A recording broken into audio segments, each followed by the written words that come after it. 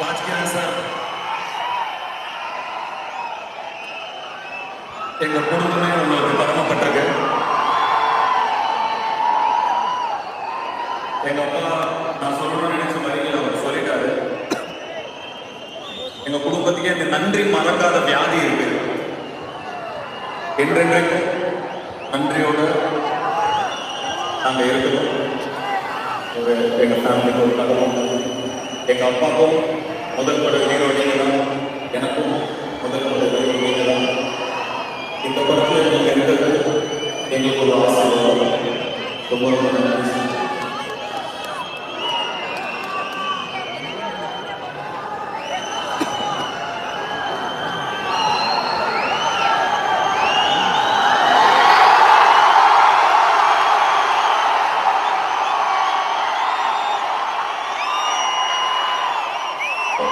Sathyaraj sir, எனக்கு ரொம்ப நாளாவே உங்க கூட சேர்ந்து நடிக்கணும்னு ஆசை. உங்களுக்கும் அது தெரியும். இந்த படம் மூலமா அதை நிறைவேறிருக்கு. டைரக்ட் பண்ணி ரொம்ப சந்தோஷம். நீங்க ஒரு சீனியர் ஆக்டர் உங்ககிட்ட வந்து ஒரு சில விஷயங்கள் எப்படி சொல்றது எனக்கு ரொம்ப தயக்கமா இருக்கும். நான் சின்ன சின்னதாக சொல்லுவேன், ஏதாவது எப்படி அப்படின்னா எனக்கு ரொம்ப எப்படி சொன்னா எப்படி எடுத்துக்காட்டு ஒரு தயக்கம் இருக்கும். ஆனா நீங்க ஒரு நியூ கமர் மாதிரி அதை அவரால் தான் ரிசீவ் பண்ணி ரொம்ப பியூட்டிஃபுல்லாக எங்களுக்கு இந்த கேரக்டர் நீங்கள் நடிச்சு கொடுத்தீங்க. ரொம்ப ரொம்ப நன்றி சார். உங்களோட டிசிப்ளினும் இஸ் எக்ஸ்ட்ராடனரி. இப்பயும் நீங்கள் கேரவனில் வாக்கிங் பண்ணுறீங்க, எக்ஸசைஸ் பண்ணுறீங்க, கிடைக்கிற கேப்லாம் நீங்கள் எக்ஸசைஸ் பண்ணிகிட்டே இருக்கீங்க. அந்த டிசிப்ளின் ரொம்ப ஆச்சரியமாகவும் இருந்தது. நீங்கள் அரவிந்த் சார், நீங்கள் என்ன சொன்னீங்க, ஒர்க் அவுட் பண்ணுறீங்க, முடிச்சுட்டு ஷூட் முடிச்சுட்டு அவர் ஷூட்டிங் பண்ணிட்டு இருக்கும்போதே ஒர்க் அவுட் பண்ணிட்டு நடிக்கிறார் sir. Great experience working with sir. Thank you so much. Parthiban sir,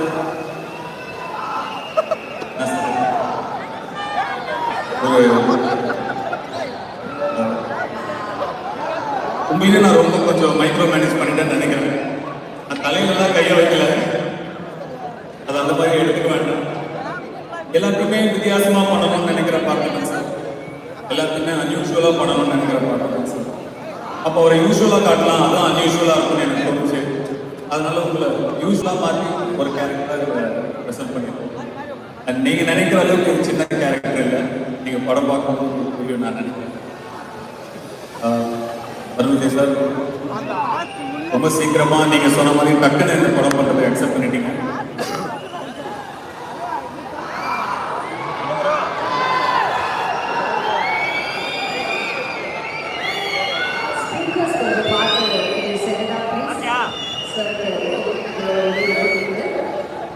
We had such great time working with each other. நல்ல நண்பர்கள், நிறைய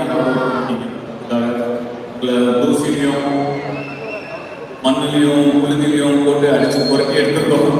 பட் கொஞ்சம் கூட மனசு நோக்காம நீங்க நடிச்சு கொடுத்தீங்க. ரொம்ப நன்றி. ஒரு ஃபைட் சீக்வன்ஸ்ல நானும் அவரும் ஃபைட் பண்ற மாதிரி ஒரு சீக்வன்ஸ் இருக்கு. அதுல நாங்க ரெண்டு பேருமே ஏர்ல இருக்கிற மாதிரி ஒரு இடத்துல நான் ஒரு பஞ்ச் பண்ணணும். அப்போ என் கை தெரியாம ஒரு வாயில பட்டுச்சு, ரத்தமே வந்துச்சு. வேற யாரா இருந்தாலுமே ஒரு 2 hours ஷூட்டிங் நின்று இருக்கும். ஒரு டக்குன்னு ஒரு ஐஸ்கிரீம் வாங்கி வச்சுட்டு போல அப்படின்னு டக்குன்னு உடனே ஷூட்டிங் வந்துட்டார். உடனே அடுத்த ஷாட்டுக்கே வந்துட்டாரு. Very dedicated, very sincere, very hard working. Thank you so much for trusting me, for having faith in me.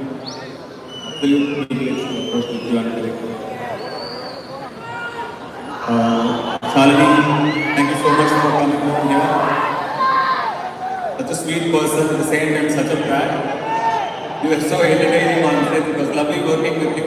Like Satyaraj said, even I was very surprised. I had planned that scene for 2 days. We finished it in 1 day. Really nice working with you. Thank you so much. And I'm sure you like what you see when you watch the final product. Thank you so much. Of course, Vidya Menon. அவங்க எல்லா இன்டர்வியூலையும் சொல்கிறாங்க, எனக்கு சினிமாலாம் அவ்வளோ இது இல்லை, எனக்கு பெருசாக நடிப்புலலாம் interest இல்லை. ஆனால் நடிப்புக்கும் சினிமாவும் அவங்களுக்கு நிறைய இன்ட்ரெஸ்ட் இருக்குது. அவங்க தொடர்ந்து நிறைய படங்கள் பண்ணணும். இன்னும் நிறைய பெரிய பெரிய ஒர்க் பண்ணணும், இன்னும் நிறைய பேர் வாங்கணும். அவங்களுக்கு என்னுடைய வாழ்க்கையில் சமுதிரக்கனியான அவர் நடிச்சிருந்தார். அவருக்கு நன்றி தேவையில்லை. இளவரசர் இவங்கெல்லாம் என்னுடைய குடும்பம் மாதிரி. இவங்க எல்லாருக்கும் நான் நன்றி சொல்லுவோம். நீங்களே இவங்களே கூடவே என்னுடைய வடிவகாசிக்கான தமிழ் கிரிகிதா எல்லாருக்குமே என்னுடைய நன்றி. ஒரு இயக்குனராக என் நன்றி இந்த பக்கத்துக்கு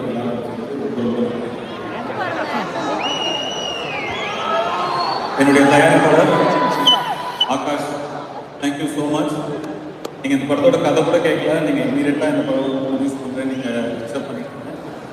மேன் ஆஃப் ஃபியூ வேர்ட்ஸ், நிறைய பேச மாட்டேங்கிறேன். உங்களை நானே ஒரு வாட்டி 2 வாட்டி தான் பார்த்துருக்கேன். So much support you gave. நீங்களும் ஒரு டைரக்டர், இப்போ இதே மூவியில் ஒரு படம் எடுத்துட்டு இருக்கீங்கன்னா உங்கள் படத்துக்கு வாழ்க்கை படம் பெரிய வெற்றி அடைய நான் பார்க்குறேன். நீங்களே ஒரு டைரக்டர் இருந்தனால இன்னொரு டைரக்டர் விஷயம் நல்லா புரிஞ்சுக்கணும். அது சப்போர்ட்டை புதுசாக பண்ணி ஒரு ஜிவி உங்களுக்கு ஜிவி டிவி கலக்கலையாக விட்டாங்க. நீங்கள் 6 வயசுக்கு நமக்கு தெரியல.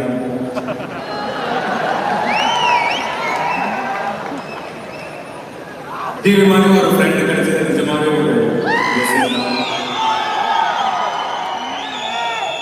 இந்த படத்துக்கு மியூசிக் பண்ண நான் ஜிவிட்ட சொன்னப்போ அவர் அந்த கதையை கேட்டுட்டு இல்லை நான் ரீல் பேஸ்டாக சாங்ஸ் இந்த படத்துக்கு பண்ண மாட்டேன் அப்படின்னு ரொம்ப உறுதியாக இருந்தது. ஏன்னா இப்போ எல்லாமே ரீல் பேஸ்ட் சாங்ஸ் ஆயிடுச்சு. அந்த 30 செகண்ட் 15 செகண்ட் உங்கள் அட்டென்ஷன் பிடிக்கணும். ஆனால் அவர் இல்லை, இன்னைக்கு இந்த பாட்டெல்லாம் வந்து இப்போ இந்த படத்தில் வர பாடல்கள்லாம் வந்து இன்னைக்கு உடனே ஒரு யூடியூப் வியூஸாவோ இல்லை ரீல்ஸாவோ ஹிட் ஆகிற பாடல்கள் நான் பண்ண மாட்டேன். படம் வந்தோடனே நின்று பேசுகிற மெலடிஸாக தான் இந்த படத்துக்கு பண்ணுவேன் அப்படின்னு சொன்னார். ஏன்னா அதுதான் இந்த படத்துக்கு ட்ரூத்ஃபுல்லாகவும் ஆனஸ்டாகவும் இருக்கும். அப்படிதான் பண்ணணும். ஒரு மண் சார்ந்த படமா, ஒரு கிராமத்து படமா, நம்ம ஊரோட கலாச்சாரத்தை பேசுகிற ஒரு படங்கள் வரதே ரொம்ப அந்த மாதிரி ஒரு படம் வரும்போது அது நான் உண்மையாக இருக்கும்னு நினைக்கிறேன் அப்படின்னு ஜிவி சொன்னார். அதுக்கு நிறைய கட்ஸ் வேணும். ஏன்னா ட்ரெண்டுக்காக நான் சாங் பண்ணுறது வந்து பண்ணலாம், எல்லாரும் பண்ணலாம். ஆனால் இந்த மாதிரி ஒரு ஸ்டாண்ட் எடுக்கிறது, என் பாட்டு பொறுமையாக இருந்தானா கூட ஓகே, ஒரு ஸ்டாண்ட் எடுக்கிறது வந்து ஒரு செக்யூரான மியூசிக் டைரக்டராக மெலடியில் ஸ்ட்ராங்காக ஒரு மியூசிக் டைரக்டர் கிட்ட தான். ஏன்னா மியூசிக்கில் நிறைய விஷயங்கள் நம்ம மாறி போச்சு. இப்போ முன்னாடிலாம் 35 ரூபா 45 ரூபா கொடுத்து ஒரு கேசட்டை வாங்கணும் அப்படின்னா அந்த காசை கொடுத்து அதை வாங்கியிருப்போம். அதில் 6 பாட்டு இருக்கும். நமக்கு பிடிக்கும் இல்லை, எல்லாத்தையும் ஒரு 4-5 வாட்டி கேட்டு பார்ப்போம். ஐயோ 30 ரூபா கொடுத்துட்டோமே, 40 ரூபா கொடுத்துருவோமே அப்படின்னு எல்லாத்தையும் ஒரு 4-5 வாட்டி கேட்டு பார்ப்போம். ஆனால் இப்போ இல்லை. ஏன்னா நம்ம உள்ள கேட்டு கோடிக்கணக்கில் பாட்டு இருக்கு. ஒரு பாட்டுக்கு 10 செகண்ட் தான் டைம். நல்லா அடுத்த பாட்டு, நல்லா அவ்வளோ அந்த டைமுக்குள்ள ஒரு பாட்டை பிடிக்க வைக்கணும். அது அவ்வளோ ஈஸி கிடையாது. ஸோ இன்னும் ஹெல்த்தியான மியூசிக் வரணும், இன்னும் ஹெல்த்தியான ஒரு மியூசிக் குவாலிட்டி வரணும், இன்னும் மெலடிஸ் இன்னும் ஸ்ட்ராங்காக வரணும்னு நான் ஆசைப்படுறேன். இப்போ அடுத்த ஜென்ரேஷன் மியூசிக் டைரக்டர்லாம் இருக்கீங்க, சாய் அப்படிங்கலாம் இருக்கீங்க. ஒரு ஜெனரேஷனோட மியூசிக் டேஸ்ட் செட் பண்ணுற கடமை உங்ககிட்ட இருக்கு. அதெல்லாம் நீங்கள் புரிஞ்சு இன்னும் ஸ்ட்ராங்கான மெலடிஸ்லாம் நீங்கள் அடுத்த ஜெனரேஷன் கொடுப்பீங்கன்னு நான் நம்புகிறேன். வாழ்த்துக்கள். Doing very well. வாழ்த்துக்கள். Thank you GV. Thank you for being a friend, being the music director of our film, and for everything, all the good times. Thank you so much. என்னோட cameraman Kiran, thank you so much. நிறைய hard work பண்ணியிருக்கீங்க. நிறைய நேரத்தில் நம்ம first படம் சேர்ந்து வேலை செய்கிறோம். அதனால் நிறைய நேரத்தில் ஒருத்தர் புரிஞ்சுக்க முடியாமல் இருந்தது. பட் அதை நம்ம ஓரளவுக்கு மேட்ச் பண்ணி பண்ணிட்டோம். இப்போ இது வரைக்கும் படம் பார்த்தவங்க எல்லாமே யார் கேமராமேன் கேட்குறாங்க. Very happy for this. Prasanna, DK Prasanna என்னுடைய எடிட்டர். தொடர்ந்து என்னுடைய எல்லா படத்தும் அவர் தான் எடிட் பண்ணுறாரு. இந்த படத்தோட ஃபர்ஸ்ட் ஓம் பேப்பரில் மேலே எழுதுனது லாஸ்ட் ரிலீஸ் வரைக்கும் என் கூட கண்டினியூஸாக மொத்தமாக ட்ராவல் ஆகுது. டிகே அவர் வெறும் எடிட் மட்டும் கிடையாது, எனக்கு ஒரு அசிஸ்டன்ட் டைரக்டர், எல்லாமே ஒரு ஃப்ரெண்ட். நான் எந்த ஐடியா சொன்னாலும் அதை பவுன்ஸ் பேக்கும் பண்ணுவேன். அவர் எனக்கு ஒரு பெரிய support. Thank you so much Prasanna. Jackie sir, உங்களுடைய திறமை தான் உங்களுடைய எதிரி. ஒரு செட்டு, அது செட்டுனே தெரிய மாட்டேங்குது. ஆனால் அப்படிதான் செட்டு போடணும். செட்டுனே தெரியக்கூடாது.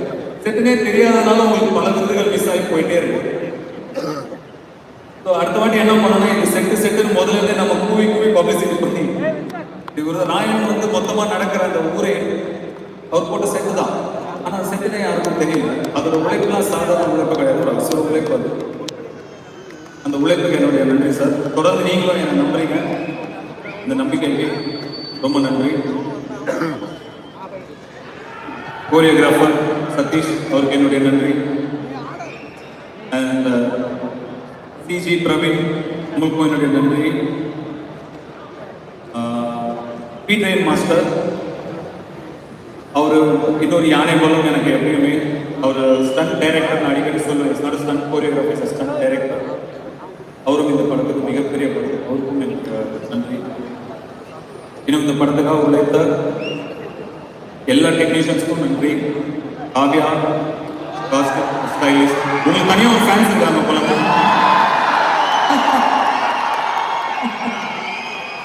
Thank you so much. இந்த படத்துக்காக நீங்கள் நிறைய உழைச்சிருக்கீங்க. இத்தனை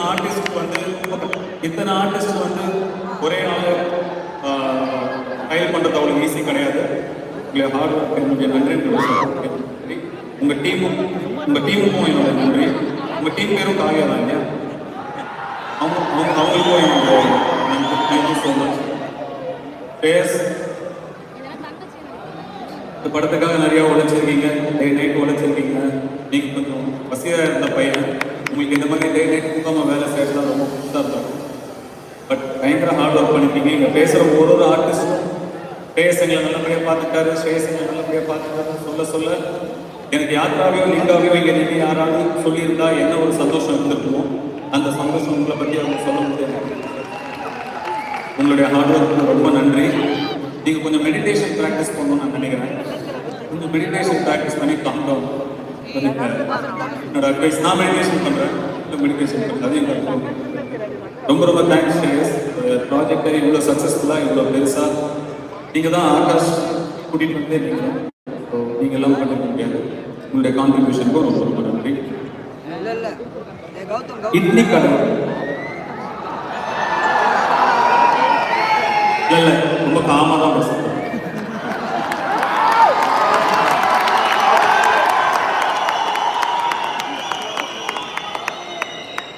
இட்லி கடை, அது என்ன இட்லி கடை, அது என்ன டைட்டில்? இன்னும் கொஞ்சம் பவர்ஃபுல்லா ஒரு டைட்டில் வச்சிருக்கலாமே. பொதுவா ஒரு படத்துல, ஒரு சில படங்கள்ல அந்த ஹீரோவோட பேரே டைட்டிலா வைப்பாங்க, ராயனா. இந்த படத்தோட ஹீரோ இந்த இட்லி கடை தான், அதனாலதான் அந்த டைட்டில் இட்லி கடை அப்படிங்கிற டைட்டில். சரி, ஒரு இட்லி கடையை வச்சு படம் பண்ணணும் அப்படின்னு ஏன் தோணுச்சு அப்படின்னா, நான் ஸ்ரேயஸ் அப்புறம் என் கூட அஸ்வத் ஒர்க் பண்ணாரு. நாங்கள் எல்லாரும் ஒரு மீட்டிங்காக ஃபாரின் போயிட்டோம். மீட்டிங் முடிஞ்சோன்னா அவங்க எல்லாம் அப்படியே டின்னர் வெளில போயிட்டாங்க. நான் இல்லை, நான் கிளம்புறேன். தனியாக என் ரூம்ல இருந்தேன். எல்லாரையும் போல நான் தனியாக இருக்கும்போது என்னோட கம்பெனி இளையராஜா சார் பாட்டு தான். ஒரு இளையராஜா சார் பாட்டு அப்படியே ஓடிட்டு இருந்தது. அழகான பாட்டு. நான் எரிக்கரவே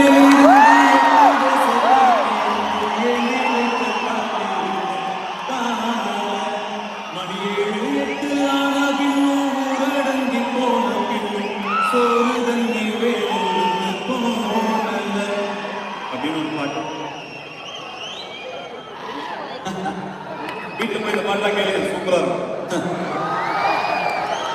இப்படி ஒரு பாட்டு அதை கேட்டுட்டு இருக்கும்போது ஒரு சில பாடல்களுக்கு ஒரு சக்தி இருக்கும். நம்ம வாழ்க்கையில ஏதாவது ஒரு காலகட்டத்துக்கு நம்ம அதை கூட்டிட்டு போவோம்.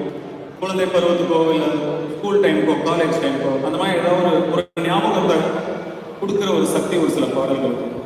இந்த பாடல் என்ன, என்னோட சின்ன வயசுல நான் சொன்னது ஒரு 8 வயசு 9 வயசுல என்னுடைய அம்மா சம்மர் வெக்கேஷன் ஆனா அவங்களுடைய கிராமத்துக்கு கூட்டிட்டு போயிடுவாங்க. நாங்கள் அங்கே ஒரு 2 மாதம் இருப்போம்.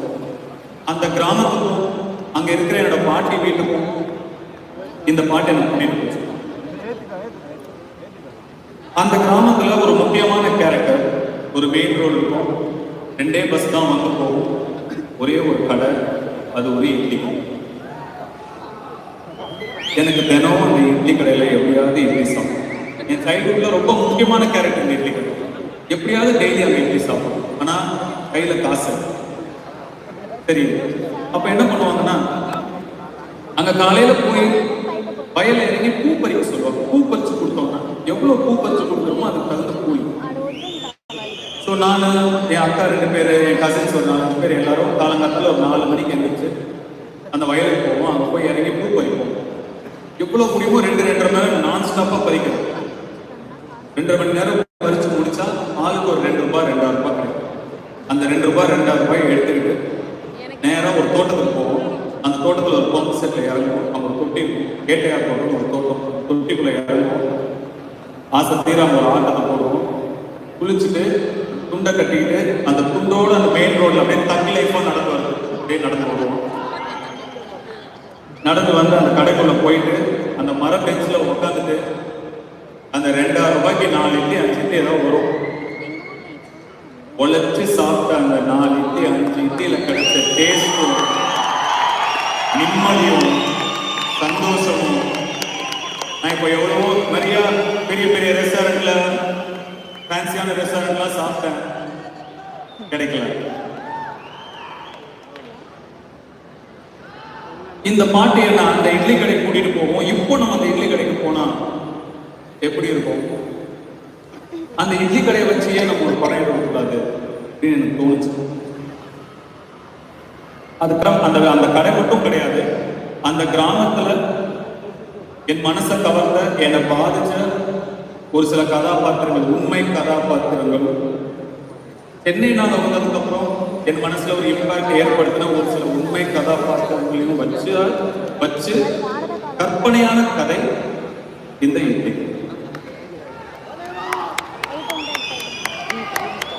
Stay connected to your roots அப்படின்னு சொல்லுவாங்க.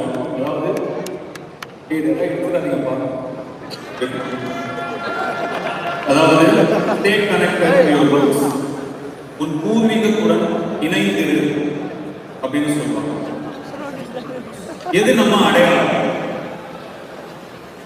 நல்லா படிக்கணும், பெரிய டிகிரி வாங்கணும், நல்ல வேலைக்கு போகணும். இது நம்ம சொசைட்டியில ஒரு மரியாதையும் அந்தஸ்தையும் கொடுக்கும், நம்மளுடைய வாழ்வாதாரமா மாறும். ஆனா நம்முடைய அடையாளம் நம்ம பூர்வீகம் தான். நம்மளுடைய அப்பா, தாத்தா, பாட்டன், முப்பாட்டன், கூட்டன், இவங்க எல்லாரும் வாழ்ந்த வாழ்க்கை வெறும் கதையா காதல் அப்படியே கரைஞ்சு போயிடக்கூடாது. அடுத்தடுத்து வர தலைமுறைக்கு அது நினைவுகளா தொடரும். இந்த முன்னோர்களோட மூச்சு காத்தும் நம்ம மண்ணோட சாமியும் சேர்ந்ததுதான் குலதெய்வம். இங்க இருக்கிற எத்தனை பேரு உங்க குடும்பத்தோட, உங்க குழந்தைகளோட, உங்களோட பெற்றோர்களோட குலதெய்வம் கோயிலுக்கு போய் வழிபாடு பண்றீங்க அப்படின்னு எனக்கு தெரியாது. பண்றவங்களுக்கு வாழ்த்துக்கள், பண்ணாதவங்க தயவு செஞ்சு பண்ணுங்க, தயவு செஞ்சு பண்ணுங்க. இது ரொம்ப முக்கியம். ஒரு சில விஷயங்களை மறந்து போயிடும், ஒரு சில விஷயங்கள் அப்படியே கடந்து போயிடும்.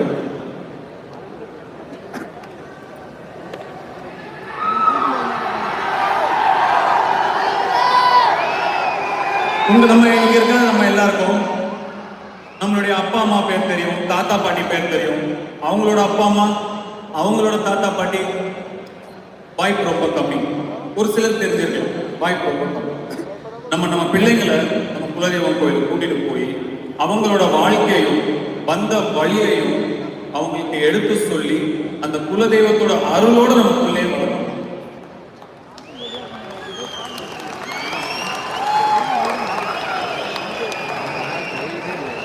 எப்படி ஒரு பறவை கூட்டுல இருந்து இற தேடி எந்த திசைக்கு போனாலும் திரும்பி கரெக்டா அதே கூட்டுக்கு வருதோ, வாழ்க்கையை தேடி நம்ம எந்த திசைக்கு போனாலும் வந்த வழியையும் வாழ்ந்த வாழ்க்கையும் என்னைக்கும் மறக்கவே கூடாது. அப்படிங்கிறத சொல்ற படம் தான் இந்த இட்லிகள். ஏன்னா நான் இவ்வளவு தூரம் மெசேஜா சொல்றாரு அப்படின்னு யோசிக்காதீங்க. உங்களுக்கு நான் சொல்லாம யார் சொல்லுவா? சொல்லுங்க. இது உங்களுக்கு சொல்ற உரிமை எனக்கு இருக்குன்னு நான் நம்புறேன். அதனால நான் உரிமையா சொல்றேன். இந்த படப்பிடிப்பு நடக்கும்போது நான் விளையாண்ட தெருக்கல்ல, நான் வாழ்ந்த வீட்டுல, வளர்ந்த வீட்டுல, நான் சாப்பிட்ட இட்லி கடையில, என்னுடைய கருப்பசாமி கோயிலில், அங்க முன்னாடி இருக்க அந்த மாடுல நான் ஏறி விளையாண்ட அந்த மாடுல, இது எல்லா இடத்துலயும் நாங்க படப்பிடிப்பு நடத்தணும். எனக்கு ஒரு ஃபுல் சர்க்கிள் போயிட்டு வந்த மாதிரி இருந்தது. மனசுக்கு ரொம்ப நெகிழ்ச்சியான ஒரு படப்பிடிப்பா இந்த படம் எனக்கு இருந்தது. It's a very personal film for me. இதுல என்னோட பாட்டியே கூட நடிச்சிருக்காங்க ஒரு சீன்ல. என்னோட அம்மாவோட அம்மா அவங்களே ஒரு சீன்ல நடிச்சிருக்காங்க. Very personal film for me. நிறைய ரசிகர்கள் நான் இப்போ சந்திக்கிறேன். நம்ம ஒருத்தர் புகைப்படம் எடுத்துக்கிறோம். தொடர்ந்து இன்னும் எல்லாரையும் நான் சந்திக்கிறேன். அப்படி நான் உங்களெல்லாம் சந்திக்கும் போது நிறைய பேர் என்கிட்ட வந்து, இப்போ நான் டாக்டரா இருக்கேன், நான் ஆர்கிடெக்டா இருக்கேன், நான் IAS படிச்சுட்டு இருக்கேன், நான் ஒரு இன்ஜினியரா இருக்கேன், முக்காவாசி பேர் இந்த மாதிரி என்கிட்ட சொன்னீங்க. எனக்கு அவ்வளவு மனசுக்கு நெகிழ்வா இருந்தது. ஒரு சினிமா ரசிகர்களாக இருங்க, என்ன உங்களை குடும்பத்தினவங்க ஏத்திட்டுங்க, என்ன படத்துல பார்த்து ரசிக்கிறீங்க. ஆனா ரசிப்பதோட நிறுத்திட்டு உங்க வாழ்க்கையை நீங்க நல்லபடியா பார்த்து, உங்க குடும்பத்தை நீங்க நல்லபடியா பார்த்து,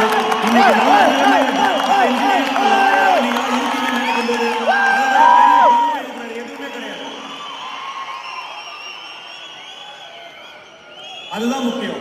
அதுதான் ரொம்ப ரொம்ப முக்கியம். சினிமாவில் என்ன ரசிச்சா போதும். அதுக்கு மேல நீங்க உங்க குடும்பங்களை பார்த்துக்கோங்க, உங்க வாழ்க்கையை நல்லபடியா பார்த்துக்கோங்க. அது ரொம்ப ரொம்ப முக்கியம். I'm very very happy. பல ஊர்ல இருந்து, பல மாவட்டங்கள்ல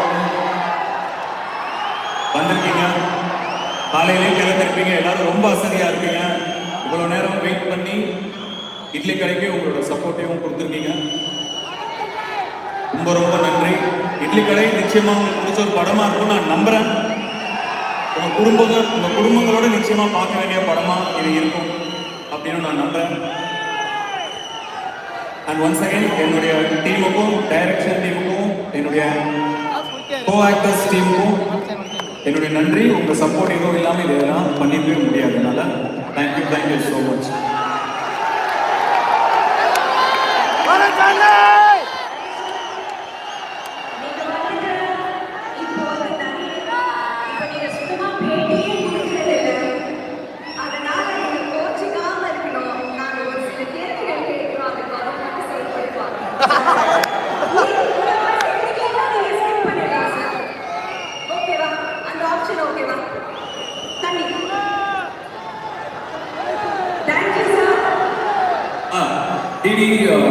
விஜய் ரொம்ப நன்றி.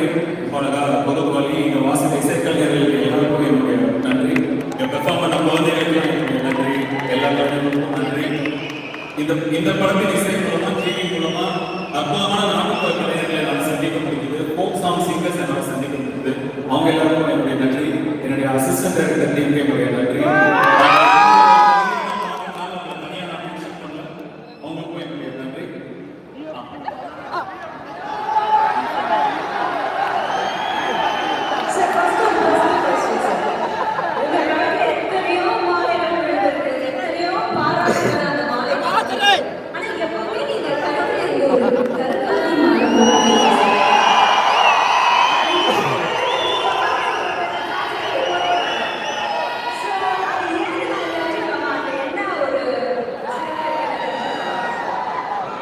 இது என்ன மாலை சத்தியமா தெரியாது. ஒரு வாட்டி எங்க பாட்டிக்கு கொஞ்சம் உடம்பு சரியில்லாம இருந்தது. அவங்க பார்க்க அவங்க கிட்ட பேசிட்டு இருந்தேன். அப்ப என்னோட தாத்தா போட்டோல இந்த மாலை இருந்தது. என் பாட்டி கிட்ட கேட்டேன், நீ இதை வாங்கி போட்டிருக்கேன், இது தாத்தாவோட மாலையான்னு கேட்டேன். உங்க தாத்தா கிட்டத்தட்ட 30-40 வருஷம் ஜபம் பண்ண மாலடா, அவர் இறந்தவொன்னா நான் அவர் உடல்ல இருந்து எடுத்து ஒரு போட்டோ போட்டிருக்கேன் அப்படின்னு சொன்னாங்க. இதை நான் எடுத்துக்கலாமா, எனக்கு கல்வியானு கேட்டேன். எங்க பாட்டி எழுந்திரிச்சு போய் எங்க போட்டோ கிட்ட பேசினாங்க. மாமா பாத்தீங்களா கேட்கறா அப்படின்னு அவ்வளவு ஸ்வீட்டா இருந்தது பார்க்கவே. உங்களுக்கு எத்தனை பேர பசங்க இருக்காங்க, ஆனா இவன் தான் வந்து இந்த மாலை வேணும்னு கேட்கறான் அப்படின்னு சொல்லி அந்த மாலையை எடுத்து அவங்க மந்திரிச்சு எனக்கு விபூதி வச்சு கழுத்துல போட்டு விட்டாங்க. அப்பையிலேருந்து என்னுடைய முன்னோர்களும் அவங்களுடைய ஆசீர்வாதமும் என் கூடயே இருக்கிற மாதிரியும் என்னை ப்ரொடெக்ட் பண்ணிட்டு இருக்கிற மாதிரியும் எனக்கு ஒரு ஃபீலிங். அதனால இதை நான் போட்டிருக்கேன். நிறைய பேர் ஒண்ணுன்னு சொல்றாங்க, இது போட்டா அதாவும் இதாகும். எங்க தாத்தா மேல ஒன்றும்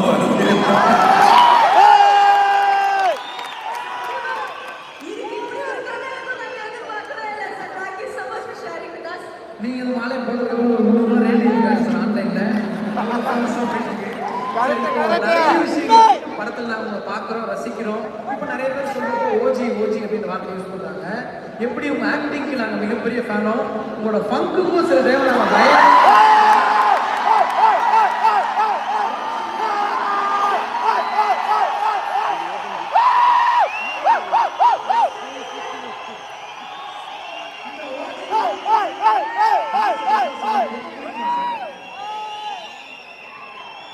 நம்ம கொஞ்சம் சுமார் மூச்சு தான்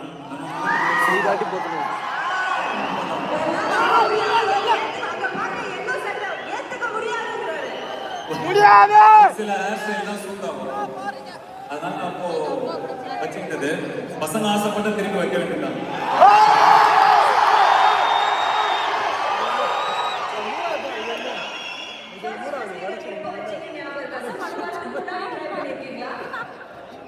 உள்ளாத வந்தான் நினைக்கிறேன்.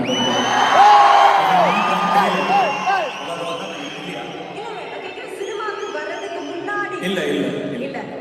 Okay, next question sir. Dhanush sir சொன்ன உடனே உங்களுக்கு டான்ஸ் ஞாபகம் வரும், உங்களோட லிரிக்ஸ் ஞாபகம் வரும், நீங்க பாடுற அந்த குரல் ஞாபகம் வரும். இது எல்லாத்தை விட உங்களுடைய அசுரகரமான அந்த ஒரு நடிப்பு வந்து எங்களுக்கு ஞாபகம் வரும். பட் தனுஷ் அப்படின்னு சொன்னா உங்களுக்கு டக்குனு ஃபர்ஸ்ட் என்ன சார் ஞாபகம்?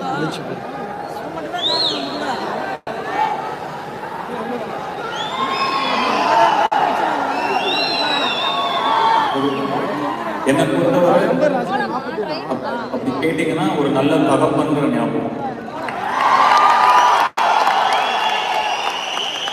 எத்தனையோ விஷயங்களை நான் என்னை பத்தி நான் பெருமையா சொல்லிக்க மாட்டேன். இந்த ஒரு விஷயத்துல நான் நெஞ்சு பெருமைப்படுறேன். நான் ஒரு நல்ல தகப்பன்.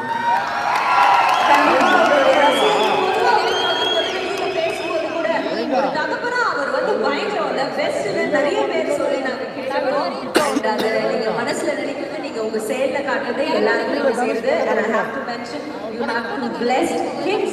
So அவங்களுக்கு எங்களுடைய வாழ்க்கையில இருந்த அவர் வச்சிருக்காரு. அழகா நீங்க பியூட்டிஃபுல்லா இருக்காங்க. பாருங்க, இதெல்லாம் எடுத்து உங்களோட இந்த க்ளோஸ்அப் எல்லாம் எடுத்து சோனியா பாட்டு போட்டு ஃபுல்லா அதுதான் என்ன இல்லைங்க, நம்மள வீடியோ எடுக்கவே இல்லை.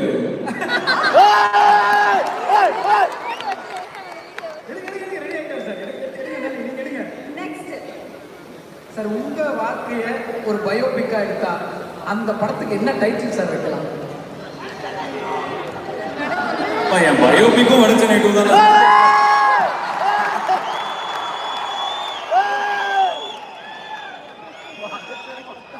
இன்னும் நிறைய சாதிக்க வேண்டியது இருக்கு. இன்னும் நிறைய ட்ரீம்ஸ் இருக்கு. எனக்கு நிறைய 48 வயசு. இன்னும் எனக்கு எதுவுமே நான் பெருசா பண்ணிடாத மாதிரி உள்ள ஒரு பயர் இருக்கு. ஸோ பயோபிக் பத்தி பேச வேண்டிய நேரம் வந்து இல்லை. ஏதாவது பெருசா சாதிச்சா அப்போ பேசுறேன். சரி சார், நீங்க எத்தனையோ எதிர்பாராத சாதனைகளை வந்து நீங்க வந்து செயல்படுத்திருக்கீங்க, அச்சீவ் பண்ணியிருக்கீங்க. பட் எங்களுக்கு வந்து ஒரு ஆசை இருக்கு, என்னைக்காவது எங்களுடைய ஒரு தமிழ் படத்துக்கு இல்லைன்னா ஒரு தமிழ் நாயகனுக்கு, தமிழ் பேசக்கூடிய ஒரு நாயகனுக்கு ஆஸ்கர் விருது நீங்க வாங்கி தந்துருவீங்க. அந்த ஆசை உங்களுக்கு இருக்கா? இப்படிதான் சார் நேஷனல் அவார்ட்னு சொன்ன போது இதே மாதிரி தான் சொன்னீங்க, ஆனா வாங்கிட்டீங்க. ஹாலிவுட் படம் சொல்லும்போது இதே தான் சொன்னீங்க. என்ன எழுதியிருக்கோ நடக்கும். இப்போதைக்கு எனக்கு ஒரே ஆசை தான், இட்லி கடை நல்லபடியா அவங்க போய் சேரணும். அந்த ஆசையோட சேர்ந்து நாங்கெல்லாம் இந்த ஆஸ்கர் ஆசையும் கொஞ்சம் அப்படியே மேனிஃபெஸ்ட் பண்ணிக்கிறோம். தமிழ் அரசு மாதிரி மேனிஃபெஸ்ட் பண்ணிக்கலாம்.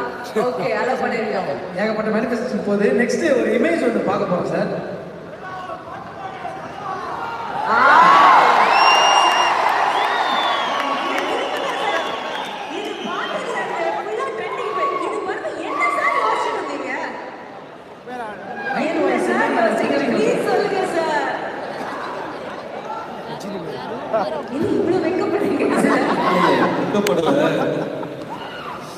ஆக்சுவலா நிறைய ஆக்டர்ஸ் கிட்ட இருக்கும். அருண் விஜய் கூட ஒத்துக்குவாரு நான் சொல்றது. சம்டைம்ஸ் என்ன ஆகும்னா யாராவது நம்ம கூட பேசிட்டே இருப்பாங்க, இல்லை இன்ஸ்பைரிங்காக ஒரு மியூசிக் கேட்போம், இல்லை ஏதாவது ஒரு பாட்டு கேட்போம். அப்படி கேட்கும் போது ஆக்டர்ஸ்குள்ள ஒரு விஷயம் நம்ம அதை பெர்ஃபார்ம் பண்ணி பார்க்க ஆரம்பிப்போம் நமக்கே தெரியாம. சத்யராஜ் சார், பார்த்திபன் சார், உங்களுக்கு ஆராய்ச்சி உங்களுக்கு எல்லாருமே நமக்கே தெரியாது. சடனாக நம்ம கான்சியஸாக அதை பண்ண மாட்டோம், நமக்கே தெரியாம ஆயிடும். அன்னைக்கு கொஞ்சம் குழந்தைகள் வந்து அந்த ராயன் சாங் ரொம்ப அழகாக பாடிட்டு இருந்தாங்க. நான் ஒரு செகண்ட் நம்ம எங்கே இருக்கோம் என்ன பண்ணுறோம் அதெல்லாம் மறந்துட்டு நான் கொஞ்சம் அந்த ராயன் கேரக்டர் பண்ண ஹோம்ஒர்க் அந்த மாதிரி கொஞ்சம் எனக்கே தெரியாமல் கொஞ்சம் அந்த காட் கேரிட் அவே. யூஸ்வலாக இது என் கூட ரொம்ப நெருக்கமாக இருக்கவங்களுக்கு தெரியும். என்னடா அவன் பைத்தியமாய் நம்ம ஒன்று பேசுகிறோம், ஏதோ தனியாக ஏதோ பண்ணிட்டு இருக்கான்னு அவங்க நினைப்பாங்க. வெளியே காட்டிக்க மாட்டோம், அவாய்ட் பண்ணிடுவோம். இது நம்மளை மீறி என்னோட கண்ட்ரோல் இல்லாமல் வந்தது. அது கொஞ்சம் எம்பாரசிங்காக தான் இருக்கு. இல்லை இல்லை சார், அழகாக தான் இருந்தது. இப்போ ஒவ்வொரு வார்த்தைகள் சொல்கிறோம், உங்களுக்கு டக்குன்னு என்ன தோணுதோ அதை நீங்கள் சொல்லிடுங்க. ஒவ்வொரு வார்த்தைகள் சொல்கிறோம், உங்களை பொறுத்த வரைக்கும் அது என்ன அப்படிங்கிறத நீங்கள் சொல்லணும். டக்குனு முடிச்சிடலாம் சார். கடவுள், இங்கே. காதல், காதல் எங்கே.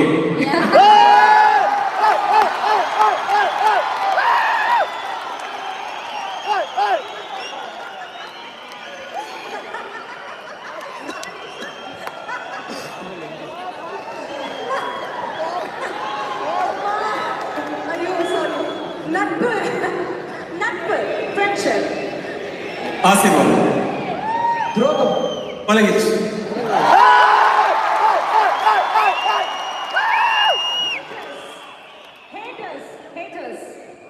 ஹேட்டர்ஸ்னு ஒரு கான்செப்டே இல்லைங்க. ஆக்சுவலி அது அப்படி யாருமே கிடையாது.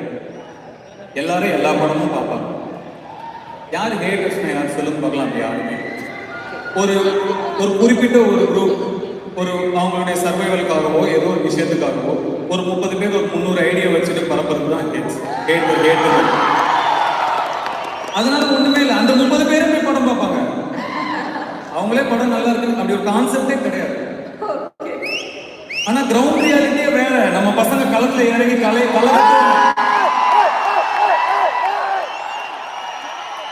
ரியாலிட்டியே வேற. நம்ம எப்பயும் சொல்றதுதாமா, நமக்கு அன்பு தராங்களா, நமக்கு வெறுப்பு தராங்களா, அன்புவின் எழுச்சி தான் எல்லாமே.